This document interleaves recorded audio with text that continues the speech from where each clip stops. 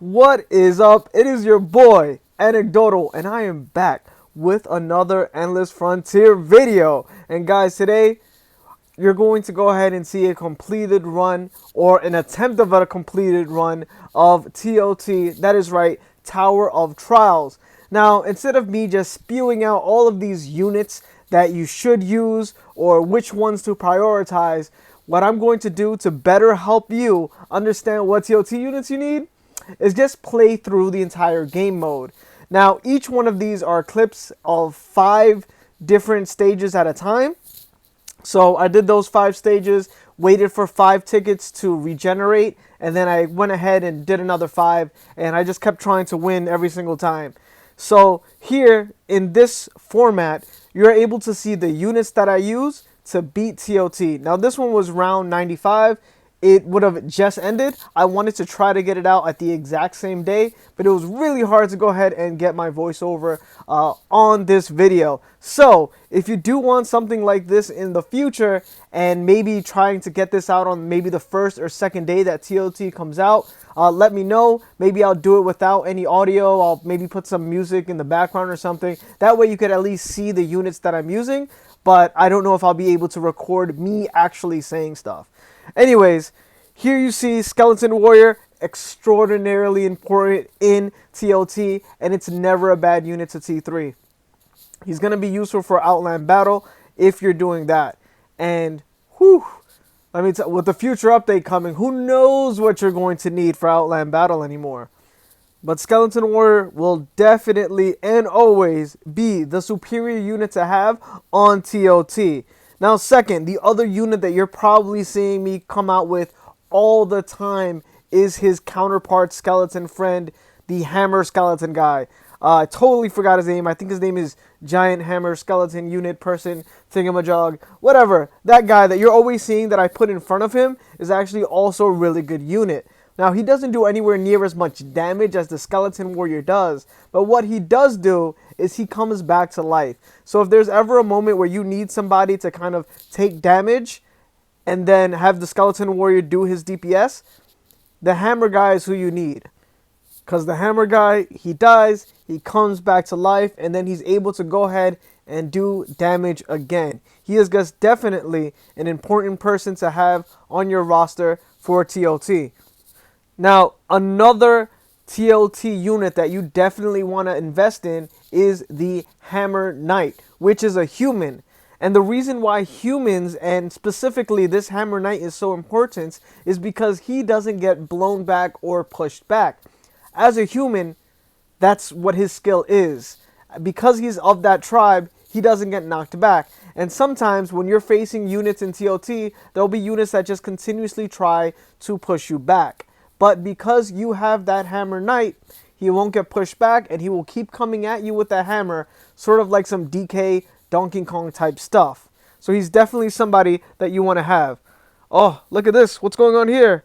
Oh, and he survives. And he's going to go ahead and take out these archers. Another cool thing about this guy is that it looks to me like he does some splash damage. So when he has that mace and he's hitting a whole lot of people, it is not just one of them. He's taking them out 2 or 3 at a time. I believe he's doing it at the very least. And let's face it, guys, he definitely soloed that. I was throwing the Waven Rider in there because I thought that his cloaking ability would just have him zip and fly through everybody else and then just destroy the crystal.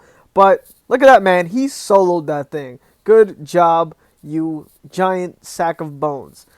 Okay, and here, this setup that I use with these smaller units is always throwing 2 Warlocks and then the Heavy Infantry.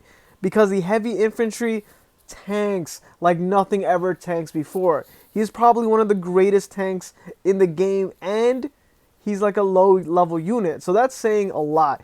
Even for Outland Battle, having this guy just against Harpy sometimes, or against any other of the bosses, is actually a really good idea. Because what the infantry troop actually does, what the heavy infantry troop actually does, is it stalls the boss. So instead of hitting whatever units you have, doing all of the damage, whoever your DPS character is able to kind of get away from the boss's attacks because the infantry knight is tanking all those hits. And it has like this 99% chance to just not be hit by any sort of damage. though it can be like one-shotted or two-shotted depending on how high the bosses are. But for the most part, that 99% of not getting damage is super pivotal and can definitely save your guys, your range guys, from outside of that attack. So it's definitely a good idea to have an infantry, a heavy infantry there. Now, the other unit that you're seeing a lot, I mean just a lot of show on, is the Orc Hunter. The Orc Hunter is amazing. He's so good as in ToT. Sometimes, man, if you really need the help and you can't beat a stage, the reason for it is, and if you can't plow through because using Skeleton Warrior, the thing that you really need is an Orc Hunter. An Orc Hunter is a lifesaver.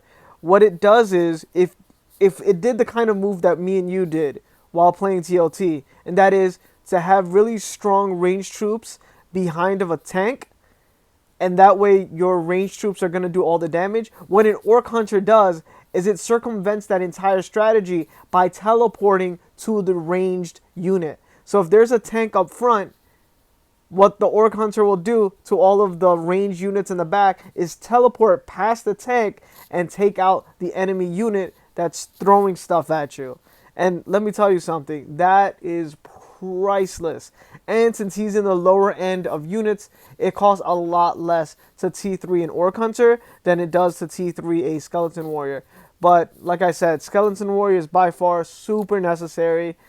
The Hammer Skeleton Knight guy, super necessary. And Orc Hunter is also essential to ToT. Now, some of the other units that you're going to see displayed here might be T3 units, and it's because I have their pets. So, Ninja of Darkness, super strong. Sometimes when you just need one unit to take absolutely everybody out, the Ninja of Darkness is who you need. And I do have his pet, and Sleepy is 100% worth farming because Ninja of Darkness is an absolute beast in ToT. Man, I even use him for Outline Battle, and he's essential. I mean, absolutely pivotal for Spirit Highlands. Another unit that you might not think of when you think of just overwhelming power, but absolutely necessary for ToT and things like Spirit Highlands, will be the Sword Dancer. Because she just dashes right through other units to get to people further in the back, or more importantly, to get to the crystal. So sometimes you might hear people say like, oh, that stage was really hard, I just sniped it. And by sniping it, it's actually not a long-range shooter. The thing that you really need is the Sword Dancer. Because what the Sword Dancer does is go straight through units, plows through them, doesn't kill them, doesn't take them out, but gets past them and is able to just go straight for the crystal. And that's why they say that they're sniping the crystal. So guys, if you are finding that you can't beat a stage and maybe they say no ranged units allowed, that happens a lot, the solution more often than not is actually using a Sword Dancer. Alright, so let's see what's going on over here. Oh man. Alright, so here you go. I'm using my 2 Warlocks, my heavy infantry, and we're using some Musketeers. Musketeer is actually a pretty cool unit as well. If you group a couple of them up, they can stun lock your opponent, and that shooting is absolutely crazy. Things like Poison Archer also does the same thing. You don't necessarily need to T3 that unit though. The units that you see that I have that are T3, like the Elf Warrior, is beast. He does a whole lot of damage, but he does die pretty quickly, which is why I always have tanks in front of them. And that's really just a strategy to ToT. Have people that can take damage in the front lines, and have people that can dish out damage right behind them. Here you see I have the Reviving Giant Skeleton, 2 Hammer Knights, and let's see how it goes against here. Oh, what was that? What? Oh man, I wonder if that was just a really difficult stage, and then I just met. Well, thank you. I'm sure I would have beaten that stage anyways, but that's nice. I mean, just in case I didn't. Oh man, that's just cool. Sometimes the RNG in beating some of these ToTs are so crazy that you just kind of need things like that to happen sometimes. Now, I don't think that that's happened to me before, but I have heard people tell me that after just trying and trying and trying, sometimes a screen like that pops up where there's just absolutely no damage. but they passed this stage. So that is strange, and that is a kind of crazy thing to put your money on. Like to actually think, hey, you know what? I'm just gonna keep trying, because who knows? Maybe the game will just glitch out for a second and just lets me pass that stage. Unfortunately, it wasn't really a deep stage. It was like right there in the very beginning. So, as you can see here, things kind of get easier when you get to use T3 units, especially when you're out there later in game and you have a lot of T3 units. So, not really much of a problem. So here I have this whole roster. Like I said, Ninja of Darkness, he's my go-to guy. Valkyrie, I love to have because she increases the attack buff. She has an attack buff that increases everything. And Sword Dancer is always cool to have. Flame Sorceress, she's amazing. Also, I completely ignore the birds. When I first started playing ToT, I never thought that the Orc Wing or the other flying bird mattered at all. But now that I have them, I see how essential they are. In the back, they're usually archers, or in this case, there are gunners. And it's like, how in the world can I win? They're distracting. And what the Orc Wing does, since you see that it's blue, it actually freezes them a little bit with the attacks. The one behind it, I don't think is as important. I believe that the DPS is a little higher there, but without the freeze mechanic, I just don't think it's as good of a unit. That's why I like throwing the Orc Wing first, followed by the other bird. I think it's called a Firebird. I'm not 100% sure. Okay, so let's see where I'm at now. Ooh, the Elementalist going in. Ooh, yeah, see the Elementalist here is also really cool. What it does, it stuns and pushes back all at once. And of course I did get some help from the Flame Sorceress there. But that's why if you don't have Hippogriffs and you're using the Elementalist and you have one that's T3, you'll find that it's actually a really good unit as well. If you see that there are units that I'm not using, that you are using, go ahead and comment those below. I know that having a Lich at T3 is really good. Even Pilot at T3, if there's just a whole, like an array of air units, flying units, that a Pilot is really good because its skill is to have this huge bomb that explodes and stuns all of them. So I'm definitely thinking about T3ing a Pilot and T3ing a Lich. Not because a Lich is ridiculously strong, but because it hills down all these little stringy things that just stun lock people. So Lich is really good for that, and Pilot is really good to take care of swarms of flying units. Oh, here there's just a whole lot of cavalries. Wow, call in the cavalry! So there's just a whole lot of horses here. Man, I'm 100% sure this is Ninja of Darkness is about to just cut through all of them. I don't even need these other units. Bet I don't need these other units. So here what strategy you're seeing is that I'm using a golem and I'm using a priest. So the golem is a huge tank. You're going to see that it starts to be ahead, and behind I'm going to have a priest healing it. But my Ninja of Darkness is super strong. I have some ranged units here that's helping with the pushback so that basically, oh, look at that. You see this damage? Do you see what the Ninja of Darkness is capable of? He's just insane. I'm telling you guys, this is the reason why one cores, it was all about the undead. Before Hippogriffs, it was all about the undead. And the reason for it was Ninja of Darkness. Did you see that damage on ToT? Whew. Guys, T3 him. Just do it. I don't care if you're not running an undead meta. Like I mean, it's not a meta. If you're not running an undead team, it's just Ninja of Darkness, guys. Get his pet. Get it to 5-star. His pet is Sleepy. Oh man, he is great. He is so amazing. Here I also T3 the Dark Elf. Now in my 9th honor unit review, I kind of like talk some trash there about Dark Elf. But I always put her in because at first I thought that she was going to be amazing.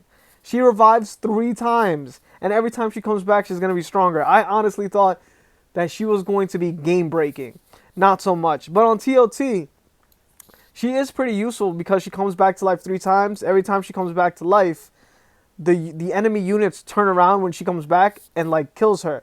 But unfortunately for me, what happens with the Dark Elf is that she actually dies when they just turn around, just bam, slap her and it's over. She dies. So it's really like not the greatest unit to have.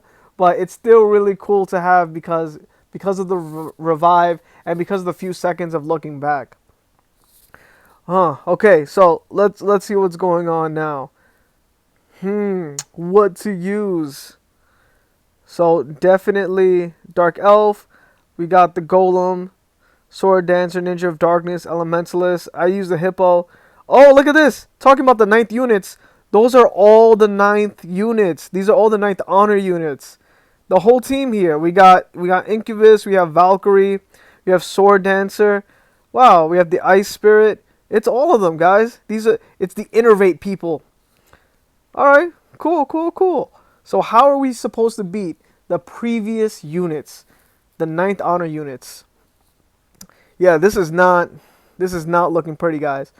So far I've been able to pretty much just beat everything on my very first attempt, even though there was that one kind of weird one where there was like no damage done. I still passed it. But here, this might just take some thinking here. So Sword Dancer for snipe for sure. Ninja of Darkness because he's a beast. We got the Dark Elf. All right. I have the pet for Druid, so the pushback is gonna be insane, and it's just a good unit. So I'm pushing it back. It's getting close, but I need something else to push me through the edge. I was thinking how can Goku, because just like Sword Dancer, it does those dashes, but just not quite as good. So maybe that's not really a good idea. I have Fairy Dare so that I can have a little bit, like 1 second of immunity. You know, every second counts. If you could just hit that crystal in that second, I'll be golden. What I'm going to do is I'm going to use Ice Wizard. I have the pet too because I have Piggy. And maybe I'll just do a little bit of freezing. Oh, I was definitely there. I was right at the crystal. There were just too many units there and I didn't get to hit it. So that tells me that RNG plays a role here. If I can end up getting close enough, and instead of hitting the unit, I'll hit the crystal a few times, I got this stage. Dark Spirit, I don't have at T3, but the CC and the pushback of Dark Spirit is amazing. When people were going undead using Dark Spirit for a bit, testing out whether it worked or not, what people did find out is that it was a PvP monster.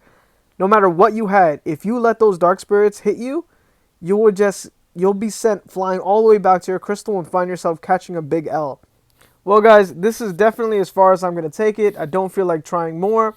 If you like this video on this format, make sure to like it, share it with your guildmates and friends so you can get further on ToT.